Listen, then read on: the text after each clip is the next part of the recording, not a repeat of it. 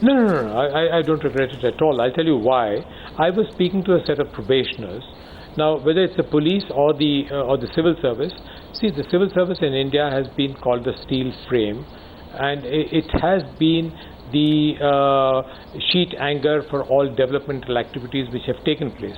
Now, when you're speaking to a set of probationers, what do you tell them? Don't you have to tell them that, look, you were and you are cut out to do big things in life. You are the one who handles the nitty-gritty of all in government. There is a distinction between the political executive and the administration. The political executive in a parliamentary democracy is superior. He is superior to all of us who are in the civil service or in the police. And ultimately, it's the political executive whose will prevails. But at the same time, I was reminding them that look, for failures, probably some of it which fall upon the civil servants as well as the police officers, somewhere down the line, the public does not see us in proper light, and we have nobody else but I understand. I know what because you're a man who will be careful with your words. You did say that we tell the government through our audit reports whether departments were able to achieve what they set out to achieve, and you said this in October last year. So I know that you are very clear on where the dotted line is, but at the same time, what you were doing is that you were commenting on providing constitutional status to the CBI, constitutional status to the CVC. You were speaking to probationers like that, and therefore the other charge will be with you, against you, that you are also baiting the government. Were you, Vinod Rai, in retrospect, baiting the government in that period? No, what you're talking about constitutional status is, in the World Economic Forum, which was held in our very own Gurgaon and not abroad, yes, I was asked this question, that what should be the status of the CBI. Now, what I said there was, CBI deserves a certain element of independence. And it doesn't mean that you give them a constitutional status. It's a question of who supervises the CBI. Because, you know, in all these activities, it's very important for the man on the street to have a certain amount of comfort level about these agencies. But it's not enough for Parliament or for the executive or I know, but why did you have to say condition rooms? Mr. Vinod Rai, yeah. You are an exceedingly intelligent bureaucrat with a tremendous record. My question to you is, my question was, were you baiting the government? Did you at some point of time enjoy this fight that you were having with the government? Did you at some point of time stiffen up and say, if they're going to criticize me like this for the work that I'm doing, I'm going to hit back? Because you were hitting back at the World Economic Forum. You were hitting back when you said, if you really want some of these institutions to deliver, you must take a risk and have the courage to make them constitutional. This is not exactly what a CAG is expected to do or say. Arnab, I think that's a very incorrect appreciation of what I was saying. Now, does it mean that if I'm delivering a lecture somewhere, I just deliver a draft speech which has been given to me by somebody? Don't I do an objective analysis? Don't I do an objective analysis? Of course you should. Don't I do an objective analysis? Don't I do original thinking of my own? Of course. And if I have a viewpoint, I think I must express a viewpoint which only says that CBI should be given. The government wanted you to keep quiet. Independence. The government wanted you. The government wanted you to stop making these remarks. The government wanted you to keep quiet. The government says that does Vinod Rai not know that he'll make these headlines, and it is these kind of headlines when a CAG criticizes the government that maligns our image internationally. Now let me link that. You didn't deliver what the government wanted you to deliver. My saying that the CBI should be given independence in no way maligns the government. It's a viewpoint. It's a viewpoint. I agree. And, I can certainly express a viewpoint, and this neither maligns the government nor the Parliament or anybody in position.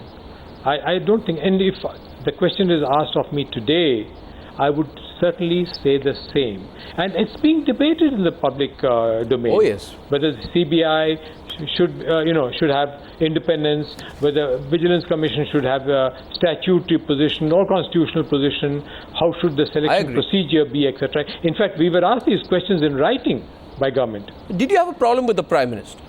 My view is that you did have so much of a problem with Chidambaram. In fact, I have seen an interview of yours where you praised Jayapal Reddy, you praised Chidambaram, but the Prime Minister himself. In fact, you also praised Dr. Manmohan Singh in one of these interviews, and you said they are very clear and categorical and positive in their approach. But Manmohan Singh seems to have had a problem with you. I don't think. I don't think it's a correct appreciation again. Oh yes, he did. Neither is true. Why? I've had the highest regards for him, and he's been very gracious with me. No, I understand. Absolutely. No. It's not about his being graceful with you. In July 2011, he criticized you directly in an interaction with a group of editors, where he said, where I had the pleasure of being present. He said it has never been in the past that the CAG has held a press conference. Never in the past, said the Prime Minister, has the CAG decided to comment on a policy issue.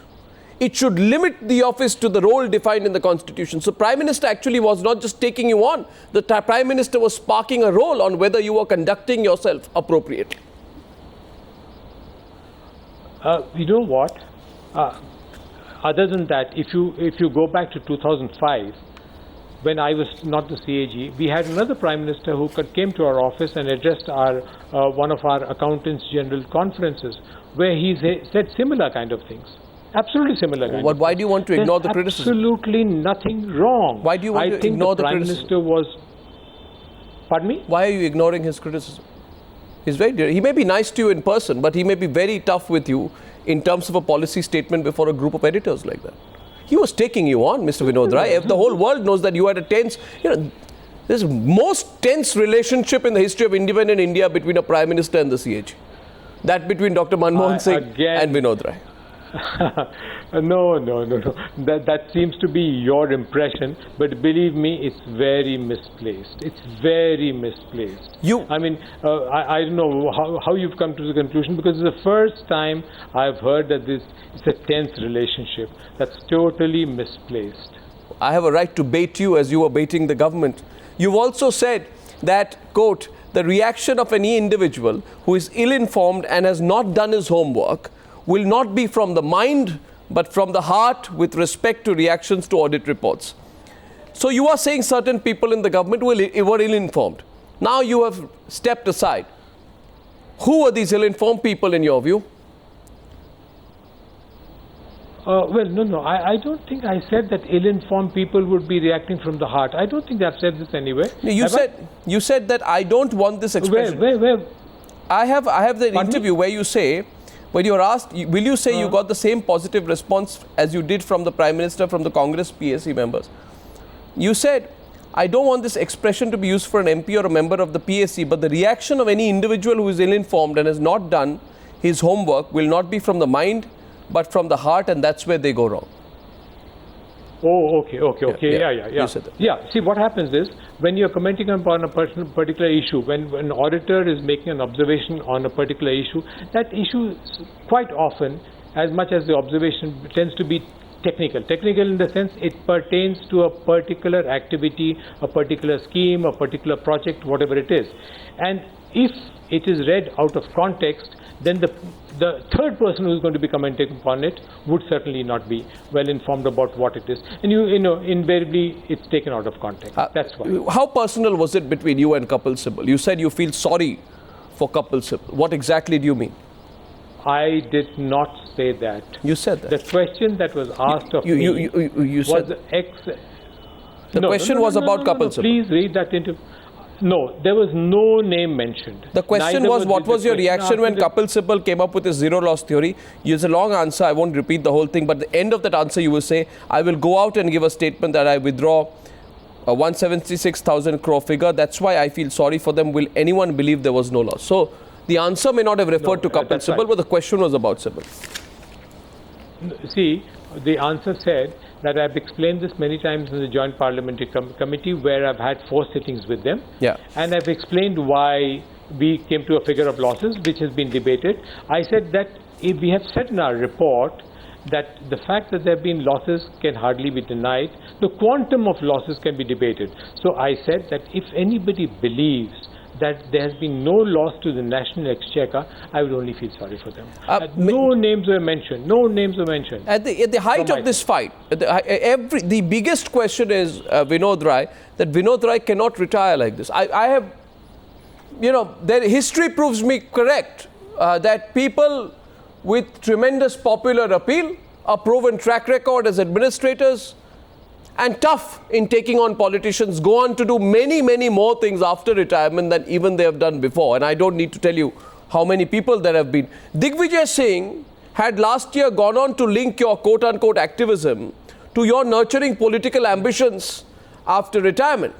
Do you see yourself playing an active role in politics or in civil society movements? No, I don't think so. I don't think I see myself playing an active role in either. I've said this earlier also, that throughout my career I've been apolitical, and I don't see myself changing now as later in my life. As far as the civil society activism is concerned, well, I could engage in group discussions, I could engage in debates and things, but I don't think I would come down, get into what you term activism. I will obviously remain active, but that doesn't mean that it's activism of the kind that you seem to be signifying. Finally, Mr. Vinod Rai, how is it to be the biggest newsmaker in the country, the biggest and most invisible newsmaker in the country for almost 3 years? Last question. For 3 years, for the last 3 years, you were the biggest newsmaker. You never spoke out. I just want to know from you, and this is a question on behalf of all our viewers, when you were watching television, reading the newspapers, and you saw what you were doing, so talked about, so contested, and parliaments disrupted, just tell me more your personal side of it. How was it to be in the thick of it and yet be so closed from the media, from the people? No, I see there's no personal side to it. As far as we are concerned, and I have explained this to you earlier also, that our job, after we've done the report, after we've done the audit and prepared the report and given it to Parliament, we don't engage in any debate outside of Parliament. If Parliament, in terms of the PAC or the JPC, decides any assistance from us, any clarification from us, facilitating further discussion, we provide it. Yeah. But we don't engage in debates outside, and I don't think any of my officers have done it either. So to a very large extent, once the report is placed in Parliament, we distance ourselves from it. And any debate that is going on in the media, or maybe Parliament is disrupted or not disrupted, we have a very distanced viewpoint on this. Mr. Vinod Rai, can I say that you are the most unflappable person I've ever interviewed? You're the coolest customer, the most unflappable person, and anyone who ever called you a megalomaniac was completely wrong. Thank you for doing so much, for bringing so much out, for the terrific work that you're doing, and I look forward to your continued appearances on this channel in years to come. Thank you very much, Mr. Vinod Rai, for joining me on Frankly Speaking. Thank you. Thank you very much for having me, and I think you people are doing a great job, and you must continue doing that. You've been a great source of inspiration to the auditing community, because I think the role of the media has been very positive and very constructive. Thank you so much for having me today. Thank you, sir. Thank you.